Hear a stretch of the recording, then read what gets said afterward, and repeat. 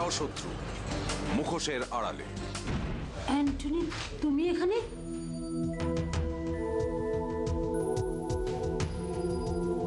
Antony, Antony, তোমার নদা মানে অমিতের আজকে জামিন হওয়ার কথা ছিল না? ওর জামিন কি হয়নি? এক মিনিট বৌদি।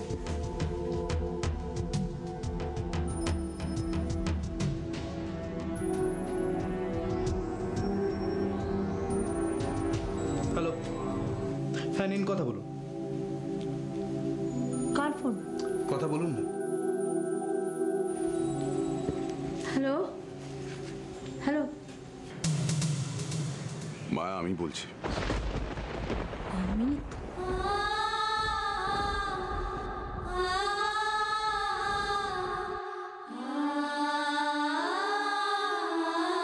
অমিত, অমিত তুই কোথায়? আমার বেল হয়ে গেছে মায়া। তুমি কাঁদছো? মায়া, আমার হয়তো সবার আগে তোমার কাছে যাওয়া উচিত ছিল। কিন্তু এমন একটা খারাপ ঘটনার মধ্যে জড়িয়ে পড়লাম, আমি জানি না আমি তোমার কাছে গিয়ে কিভাবে ক্ষমা চাইবো। সবার আগে তোমার কাছেই যাওয়া উচিত ছিল, কিন্তু আমি সাহস পাচ্ছি না গো। আমি কোন মুখ নিয়ে তোমার কাছে গিয়ে দাঁড়াবো বলো তো মায়া? থাক, তোমাকে আর কিছু বলতে হবে না। আমি জানি অমিত তুমি একই রয়ে যাবে, তাই তোমাকে না বদলাতে পেরে আমি নিজেকেই বদলে নিয়েছি অমিত। আমি চাই তুমি একই থাকো, একইভাবে সব অন্যায়ের বিরুদ্ধে লড়ো, আর তাতেই আমার শান্তি। মায়া, অমিত, তোমার যদি একটু সময় হয় এসে একটু মেয়েটাকে দেখে যাও। ও তো মুখে কিছু বলতে পারে না, আড়ালে কাঁদে।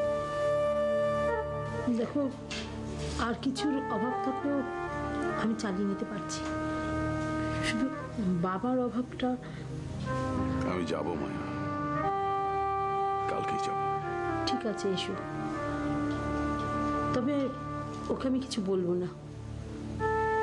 যদি আসো ও তাহলে খুব খুশি হবে, আর না আসলেও জানতে পারবে না। আমি ওকে কিছু বলবো না, কোনো দুঃখও পাবে না। আমি রাখছি, হ্যাঁ? সাবধানে থেকো। মায়া, আমি গেলে তুমি খুশি হবে না?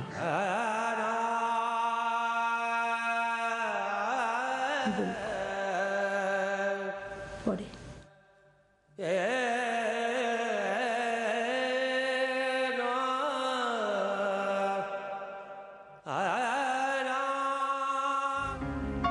অমিত কখন বাড়ি আসবে তুমি জানো?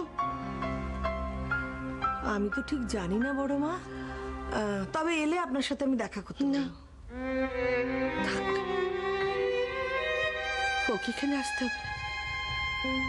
আমি যাবো ওর কাছে।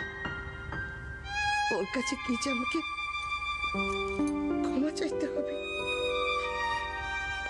ক্ষমা চাইতে হবে। আপনি মিছিমিছি কেন কষ্ট করলেন বলুন তো স্যার? কষ্ট নয় শুভঙ্কর বাবু, অনেকদিন জেলের মধ্যে বসে একটু চড়া পড়ে গেছিল, ছাড়িয়ে দিলাম। এরপর তো অনেককেই চালাতে হবে, তাই না? কি অলোক বাবু,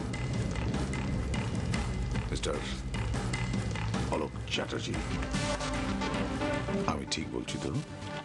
সেটা আমি আর কি জানি বলো। আসি শুভঙ্কর, আবার দেখা হবে।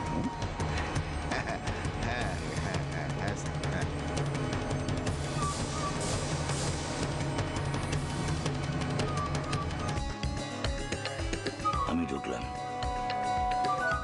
সেলুট করলি না তো? আমরা তো স্যার শুধু সেলুট করতে জানি, অথবা খেলাতে জানি। অমিত স্যার তো ফিরে আসবে, তখন নয় ওনার থেকে জেনে নেব যে আপনাকে কি করতে হবে, সেলুট করতে হবে না।